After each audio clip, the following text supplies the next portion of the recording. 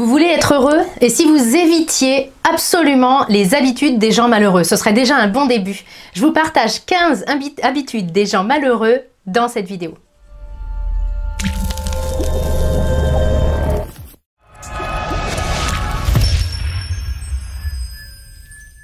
Bonjour, mon nom est Nathalie Martin, je suis coach en éveil de conscience auprès des hommes et des femmes qui veulent une vie remplie de sens et d'abondance à tous les niveaux.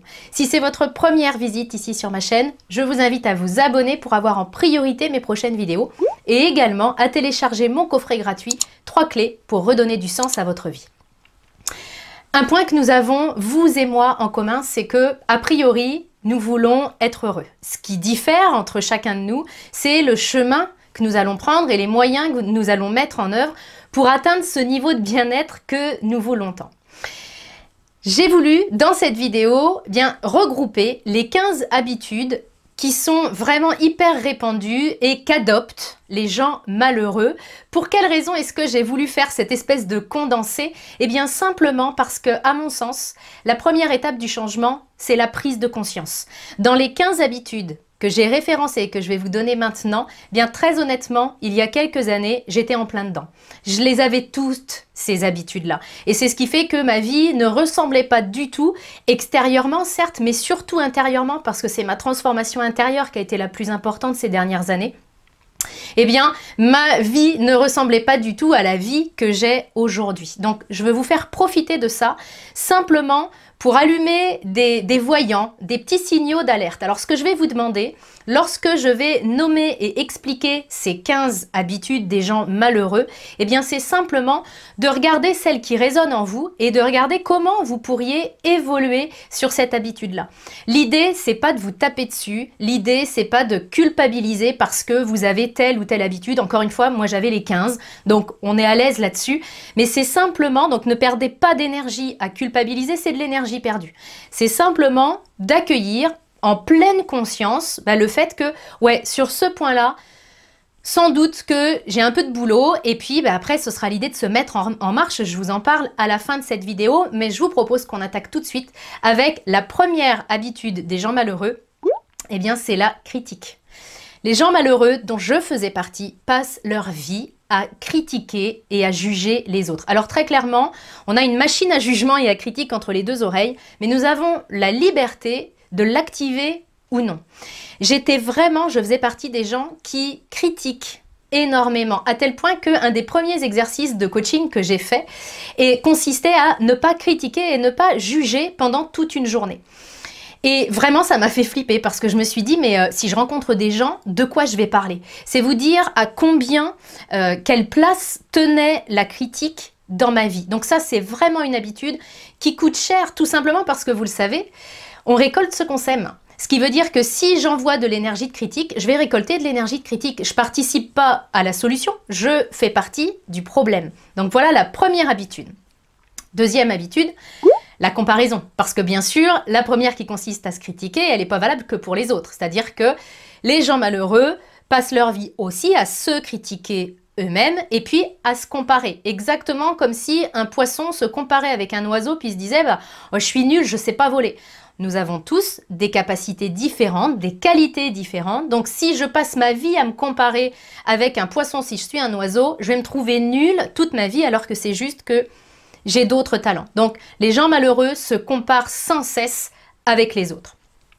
Troisième habitude, les gens malheureux écoutent leur peur. Combien de fois en coaching, j'entends des personnes me dire « mes peurs m'empêchent d'avancer ». Et combien de fois est-ce qu'il faut que je le dise parce que c'est vraiment ce que je ressens. Nos peurs n'ont pas la possibilité de nous barrer la route, sauf si on leur en donne l'autorisation. Les gens malheureux attendent que la peur s'en aille pour pouvoir agir. Et je ne sais pas si vous avez remarqué, mais ils n'ont pas fini d'attendre parce que la peur ne s'évanouit pas d'elle-même. Bien au contraire, elle a tendance à grandir si jamais je l'écoute et si elle est suffisante pour me faire renoncer. Quatrième point, les gens malheureux vivent dans le passé.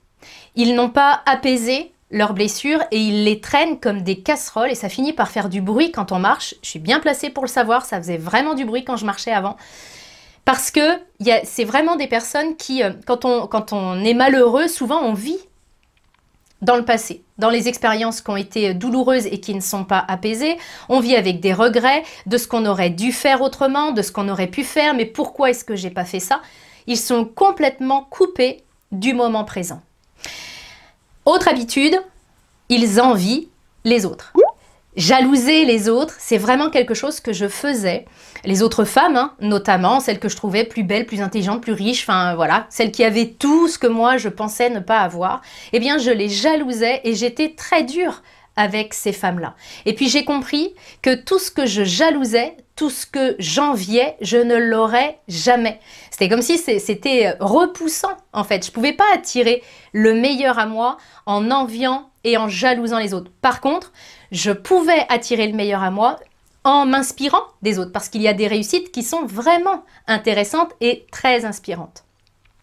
Autre habitude, les gens malheureux ont tendance à se laisser envahir par les problèmes des autres. C'est-à-dire que ce sont des vraies éponges et le problème, par exemple, de leur conjoint, de leurs amis, de leurs collègues, deviennent les leurs et ils sont gorgés de toute cette charge émotionnelle et de tout un tas de problématiques qui ne leur appartiennent pas, mais qu'ils prennent vraiment en charge, parfois au détriment de leurs propres problématiques.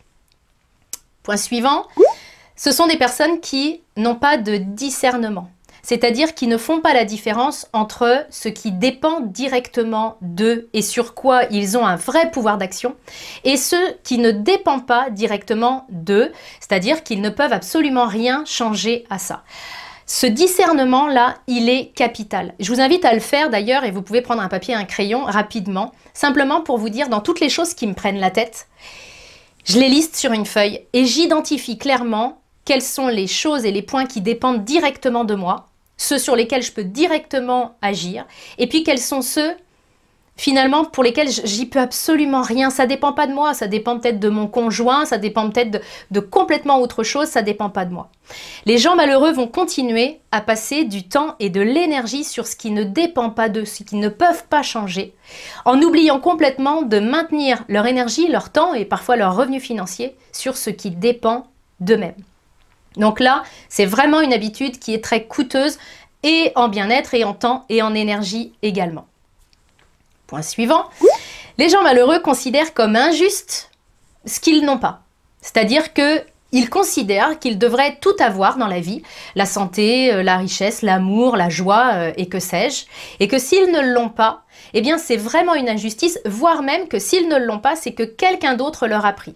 Ils considèrent que, par exemple, il y a une quantité d'argent bien définie dans le monde entier, et ce sont des gens qui vont vraiment considérer que l'argent qu'ont les autres, eh bien c'est pas normal, il devrait leur revenir à eux. Ils oublient complètement que l'abondance est infinie, qu'il y en a absolument pour tout le monde, et ce sont vraiment des gens qui vont tomber dans un peu le profil Calimero, quoi. Si ma vie tourne pas comme je veux, eh bien, c'est vraiment injuste.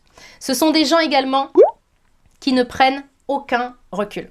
C'est-à-dire que c'est la tête dans le guidon en permanence. Alors aucun recul, ça veut dire quoi? Je vais vous donner un exemple bien précis pour que vous puissiez voir si ce point-là vous parle ou pas. Eh bien, ce sont des gens qui vont être très souvent dans la réaction.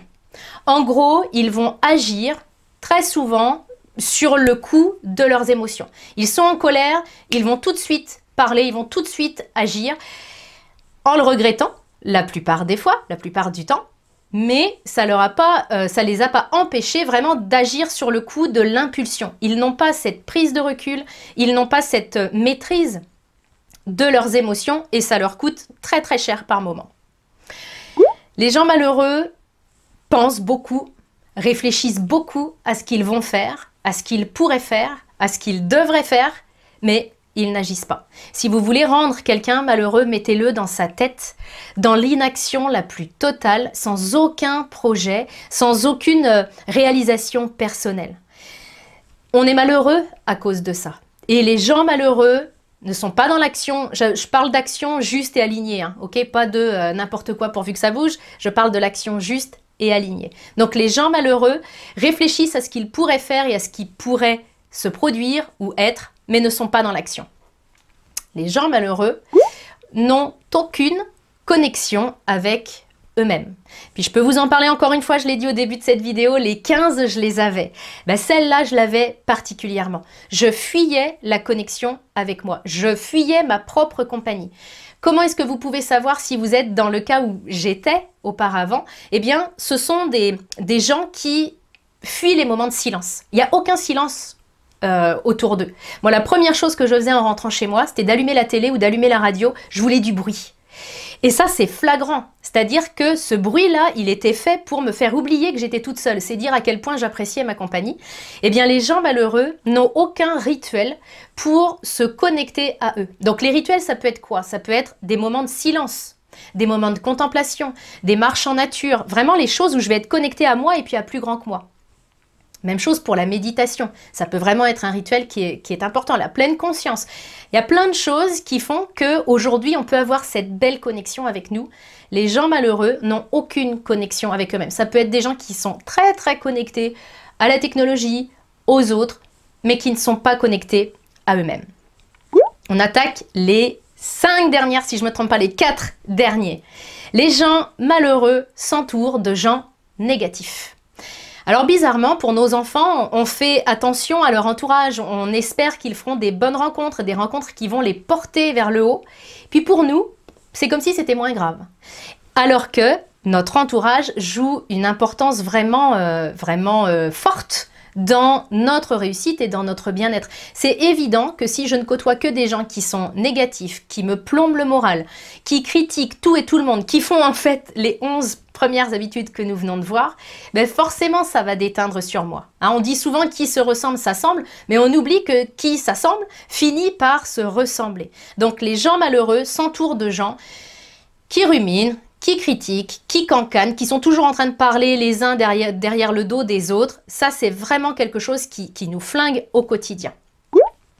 Les gens malheureux se donnent des excuses. Ils sont atteints de ce que je pourrais appeler l'excusite. Vous savez, la bonne excuse, toujours une bonne excuse, toujours un oui mais. Ça, le oui mais, il est terrible et il est très utilisé par les gens malheureux parce que, en gros, derrière le oui mais, il y a toujours une excuse.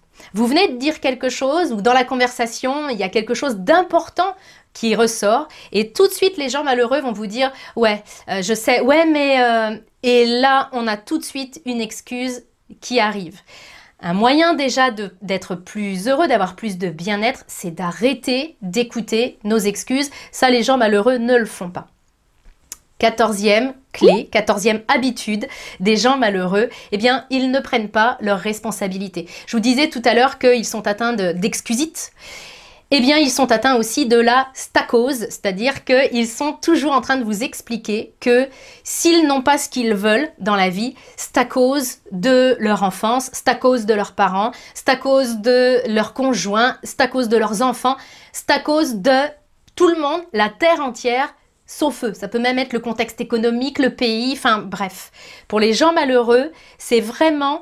il y a une déresponsabilisation qui est extraordinaire. Et encore une fois, j'étais dans ce cas-là. On ne nous a pas appris à prendre nos responsabilités pleinement. Donc, les gens malheureux l'appliquent à fond.